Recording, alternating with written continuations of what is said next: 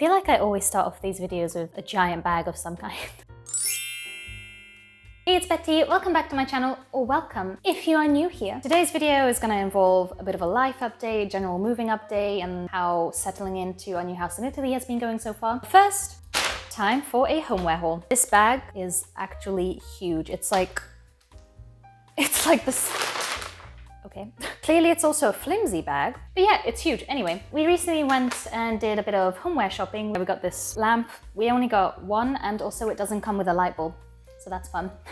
And we wanted to look around and get some more furniture bits for the house, because thankfully we already have like all the essentials that we need. Obviously, bed, chairs, table, we have our sofa that we brought with us. So now really we're just focusing on, getting at the everyday little things. Now we can start focusing on decorating now that we've been dealing with fixing all the problems that came with the house. Now we can focus on the smaller decor pieces like bedside tables and other non-essential furniture, I guess. This shop is low-key one of my favorites. They have so much funky, cool little things. You may have seen I uploaded a video about that. I'm pretty sure I uploaded that onto my TikTok, so feel free to check that out. But yeah, they have a lot of very quirky, unique furniture pieces, and they also have some more regular, normal looking furniture pieces, I guess. We went a bit rogue in there, I'm not gonna lie. Well, I say we. My boyfriend actually went a little more rogue than me this time, I would say. And he ended up buying a lot of stuff, and he was really enjoying himself, and it was really cute. Normally, I'm the one that goes rogue in furniture shops when we're buying like homeware stuff. I have a vision and I want to fulfill it.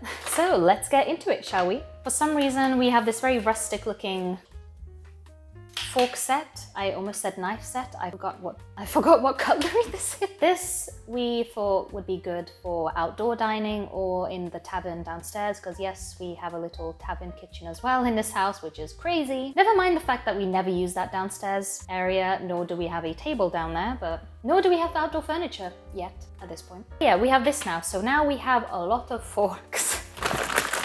Next item is a rather small, it looks like a plate. I forgot what this is. We did this a while ago. So these, we have two of these. It's a little plate. This is like a little underplate thing that you're supposed to put under an espresso cup, which are also in here somewhere. This came with a set. We do have already matching bowls and plates in this design. I think these are the espresso cups. They're so itty bitty. They're so cute. I love them. I'm obsessed.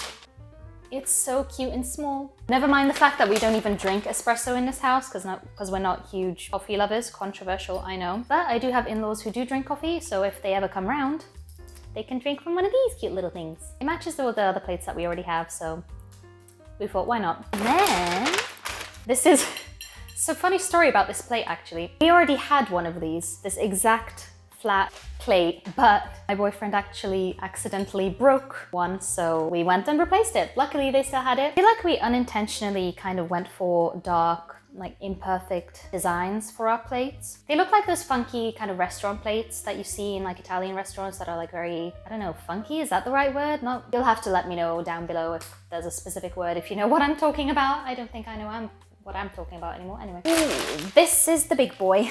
A lot of this stuff was discounted, so we did save a bit of money because it's kind of expensive, that place. But it's worth it for the cute looks. Isn't it stunning? Okay, I'm being dramatic here, but this is such a pretty plate. Like you can see, let me show you. Don't know how well you can see with the light in the camera. You can see like all the delicate design going all the way around. It has some floral patterns around and just elevates it because it is just a plain white kind of egg-shaped plate. But because of the design around the edges, which kind of matches some other guest plates that we have. I sound so fancy, oh my god. And it's good for when we have people around and we want to use the fancy guest plates. And then we can also break this out for, I don't know, maybe charcuterie or some fruit or something in the middle of the table, some sharing pieces, that kind of thing. And then this, of course, this is the lamp that we got for the bedroom. And then actually, just now that I'm looking at the lamp, I remembered another talking point that I wanted to bring up in regards to life in Italy here. As we are in Europe, you would think that there would be European plugs everywhere, naturally, because Italy is part of the EU, they are European. However, see this plug? Standard, European, nothing wrong with it, totally normal. Should be able to just plug it in anywhere, right? Not quite. In Italy, they have what is called the Trident power plug, power socket. not sure what it's called. It doesn't have the standard 2-prong plug that European plugs normally do, as most electronic things like this one does. That's a common thing in Italy apparently, which neither of us knew about, including my Italian boyfriend, which is interesting. Most of the house, annoyingly, has these Trident sockets everywhere. There's very few European power sockets around the house. They are mostly downstairs in like the kitchen, and there's one in our ensuite bathroom where we can plug the hairdryer and things. And that's quite annoying, you see, because we need... Okay, I'm just gonna quickly unplug my filming light and show you what I'm talking about. So this is an extension lead, and you see it has the Trident. Luckily you can buy the European to Trident plug adapters. So from EU to Italy plugs, basically. Lights back on. We've had to buy a lot of these adapter thingies. I don't quite understand why the previous owners who actually built this house, why they didn't use European plug sockets around when the vast majority of electronics or products that you would plug into a plug socket that you can buy in Italy all have EU plugs. So maybe that is a future project for the house, you know, changing all the sockets to be European. We shall see. That is not a problem for now. We've had to deal with many other things living here in the past 3 months. So fun fact actually about this house is it was built in 2009. Previous owners, they built it themselves, they lived in it until they sold it to us. It is fairly modern. However, that's not to say the house isn't without its problems. We have a bit of an issue with pigeons. Yeah, birds really like to come and crap out our house. All around the house for some reason. So we have 2 balconies in the house, and both of them are absolutely covered in pigeon crap.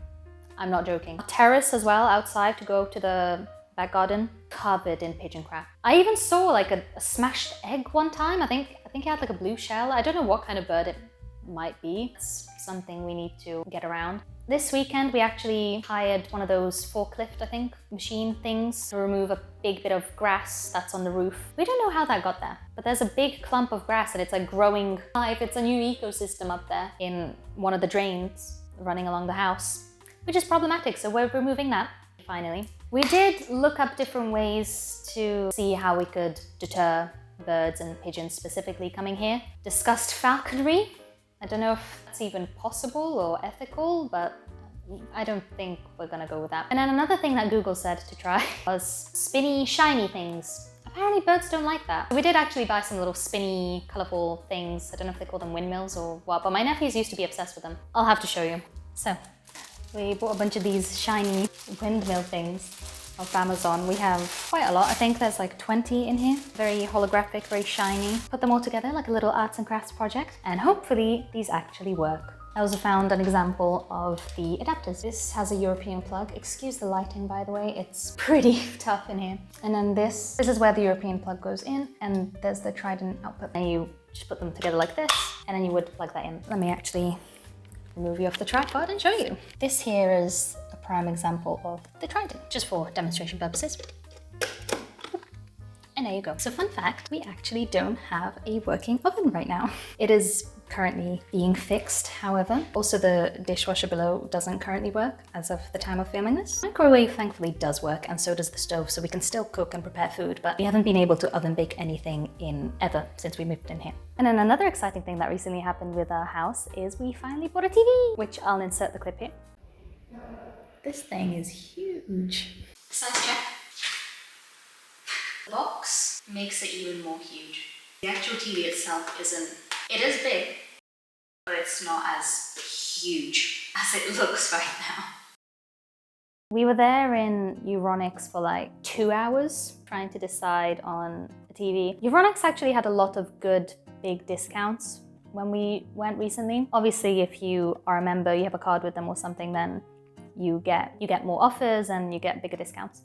But they also had an offer running where I think there was like 50% off the sale price. It was buy one, get one 50 off. I don't remember exactly, but we did actually end up being able to buy a dryer as well, which we didn't think we were gonna do, but we thought, okay, that might as well use the discount. And I think we ended up paying like less than 1K for both the drying machine and the TV, which is crazy. Now I can clean towels and big bedding quicker and easier. We don't need to take up the entire drying rack with one sheet at a time and push back all the rest of the laundry for the week, which has been driving me crazy. But yeah, I feel like the house is really coming together nicely now. We have all our essential furnitures, like I said, like the bed, table, chairs, office desks, office chairs so we can actually work, both of us. And I'm not quite sure yet how else I would like to really decorate the house, to be honest, like the walls. I do definitely still need to decorate my office because it is still the exact state it was in one of my previous vlogs you would have seen. Well, hopefully you would have seen. And if you haven't seen it, you should. And you know what else? You should also subscribe so you can see more of this,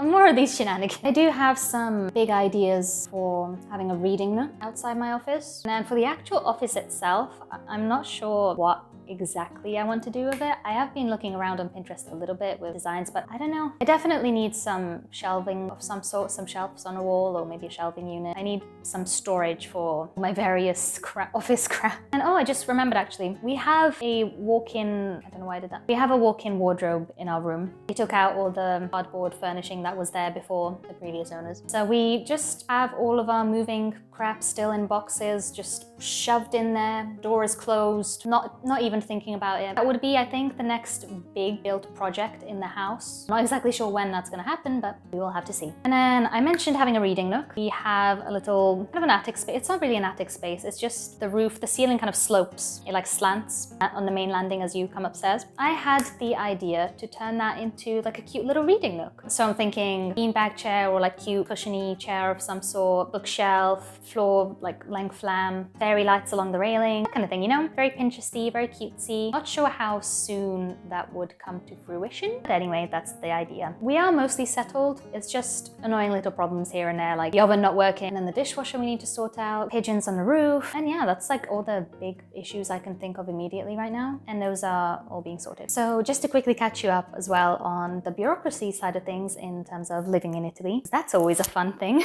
Bureaucracy is always so fun in any country. One thing that I've discovered here is the famous codice fiscale, or the fiscal code or tax code. Everyone has them. It's like a national insurance number, basically. Everyone needs one for everything here. Get a phone SIM, you need it to get Wi-Fi set up, I'm pretty sure. If they ask for your details or anything, like if you're setting something up, I don't know. This fiscal code is a very integral part of how things work here, and like, I guess it's a very important way of identifying yourself if and when needed. And it's annoying because I do not have full residency yet. I mean, because I'm an EU citizen, I could just transfer. I just need to go to the local council here and say, hey, I live here now, I'm a resident. And they'll be like, okay, cool. And then after I get official confirmation of residency, then I can get a fiscal code. But because we've been so busy with a whole bunch of other things, I do not yet have a fiscal code, so I need to get that sorted pretty soon. I do still have full UK settlement or indefinite right to remain, leave. I don't remember what it's called, but I do have the full settled status in the UK. A lot of complicated stuff. I do actually plan on going back to the UK next month, or maybe in the next couple months at some point, to visit friends and family again. So I'm probably gonna vlog that. I'll see if I can be bold and brave and maybe even vlog in public.